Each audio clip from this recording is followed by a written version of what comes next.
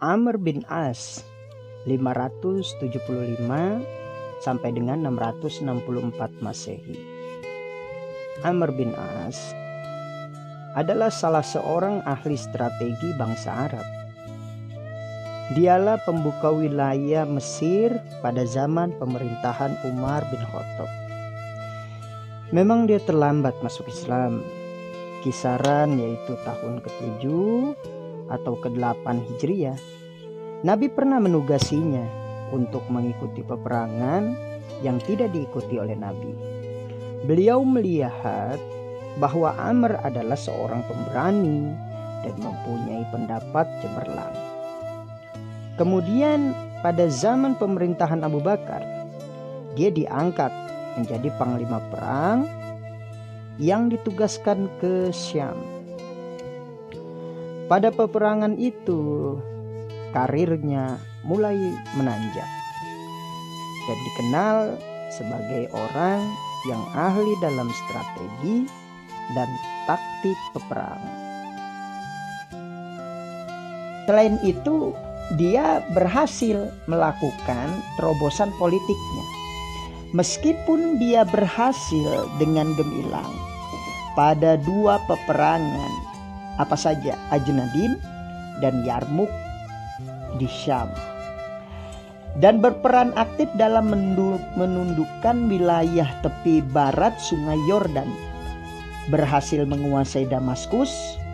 Ketenarannya yang hakiki terletak pada keberhasilan membuka wilayah Mesir. Sedangkan sebagian sumber mengatakan bahwa Amr dan tentara yang dipimpinnya tetap meneruskan penaklukan di Mesir. Meskipun sebenarnya Umar itu memerintahkannya untuk kembali. Tentaranya yang berjumlah tidak lebih dari 400.000 personil mampu mengalahkan Bizantium. Di mana? Di Ain Syam pada tahun 640 Masehi dan menghancurkan benteng Babilonia pada tahun 641 Masehi. Bahkan dapat menguasai Iskandaria pada 642 Masehi. Amr tidak hanya dikenal sebagai pembuka wilayah Mesir, tetapi juga dikenal sebagai peletak tatanan hukum baru di sana. Termasuk melakukan beberapa perubahan dalam urusan pengadilan, pajak, politik, ekonomi, malahan mendirikan ibu kota baru, yaitu di Al-Fushat di Kairo. Adalah wajar jika Amr marah ketika dicopot oleh Khalifah Utsman bin Affan dari kedudukannya sebagai gubernur Mesir. Meskipun usianya pada saat itu telah lebih dari 70 tahun, pada saat itulah dia jarang kelihatan di muka umum, namun dia secara diam-diam terus berupaya mempengaruhi Ali, Tolha, dan Zubair untuk melakukan pemberontakan terhadap Khalifah Utsman. Dia sendiri melakukan dia sendiri tidak menampakkan permusuhan kepadanya. Dia juga tidak berburu-buru, tidak tergesa-gesa terjun dalam dunia politik dan gelanggang perang, kecuali setelah Ali bin Abi Thalib menang atas Tolha dan Zubair dalam perang Jamal. Pada saat itulah Amr melakukan desersi ke barisan Muawiyah yang berjanji kepadanya untuk diangkat lagi menjadi gubernur Mesir. Jika Muawiyah berhasil menduduki jabatan khalifah, pada saat terjadi perang Siffin, Amr memimpin pasukan berkuda ke Syam. Tatkala dia melihat bahwa kemenangan akan diraih oleh pasukan Ali, Amr mulai mempraktikkan tipu dayanya, mengangkat mushaf dengan ujung tombak yang dapat menghentikan peperangan dengan segera, lalu memecah belah pasukan musuhnya dan berakhir dengan tahkim. Pada saat itu pula Amr dapat menipu Abu Musa al-Asy'ari yang mengumumkan bahwa dia telah melepaskan jabatan khalifah dari tangan Ali dan Muawiyah secara bersamaan. Tatkala Abu Musa mengumandangkan pemecatan Ali, Amr bin As berdiri mengumumkan penetapan Muawiyah sebagai khalifah. Pada saat itulah Muawiyah memberi izin kepadanya untuk memimpin tentara menaklukkan kembali Mesir. Amr mengusir gubernur dari pihak Ali bin Abi Thalib, yaitu Muhammad bin Abu Bakar. Dengan mudah Amr dapat mengalahkan tentara Muhammad bin Abu Bakar dan sekaligus membunuhnya pada 658 Masehi.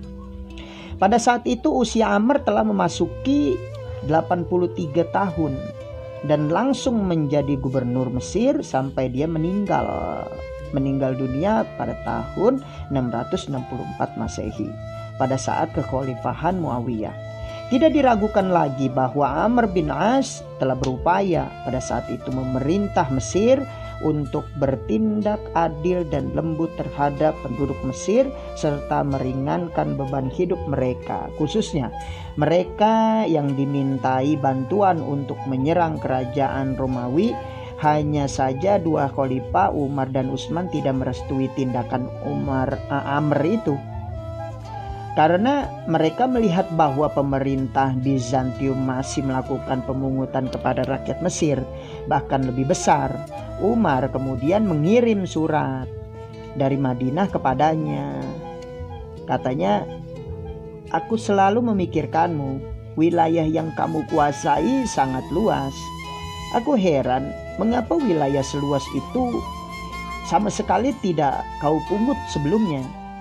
Aku tidak menerima tindakanmu kecuali kamu memungut pajak dari tanah-tanah tersebut." Pada saat itu Amr membalas surat itu dengan mengatakan bahwa hendaknya Umar menunggu sampai orang-orang Mesir menyelesaikan masa tanam dan panen mereka, dengan dasar bahwa tindakan seperti itu akan dapat menambah hasil pajak tanah tanah tersebut tanpa menyakiti mereka. Tindakan yang halus terhadap rakyat Mesir jauh lebih berguna daripada tindakan kasar. Kita mesti menghormati mereka dan memberikan kesempatan untuk menjual hasil tanam mereka dan memenuhi hajat hidup mereka, agar mereka mau membayar apa yang kita minta dari mereka. Akan tetapi khalifah tidak menerima usulan Amr. Bahkan dia mengutus Muhammad bin Maslama ke Mesir untuk memungut apa yang dapat dilakukan, yang lebih besar jumlahnya daripada upeti yang ditetapkan oleh Amr.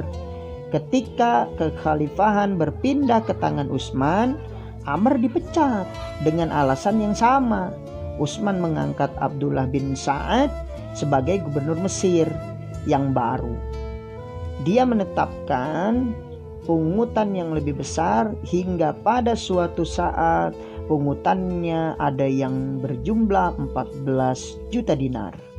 Pada saat itu Utsman memberi komentar terhadap Amr bin As, "Sesungguhnya pemerahan Mesir sesudah masa penguasaanmu telah menghasilkan susu." Kemudian Amr menjawabnya, "Ya, tetapi pemerah itu membuat kurus binatang perahannya, yaitu penduduk Mesir." Tindakan Amr seperti itulah yang mendorong kita memberikan pujian kepadanya karena keadilan, kebaikan, dan jika karena sikap politiknya yang sangat baik terhadap rakyat dan yang dipimpinnya.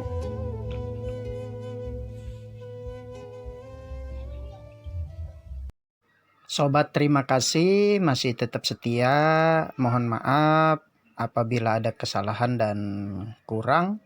dalam biografi cerita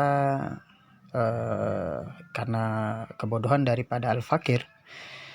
Adapun banyak kelebihannya yaitu datangnya dari Allah Subhanahu wa taala.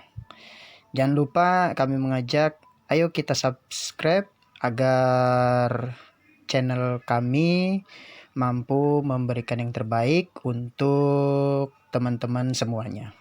Terima kasih. Wassalamualaikum warahmatullahi wabarakatuh.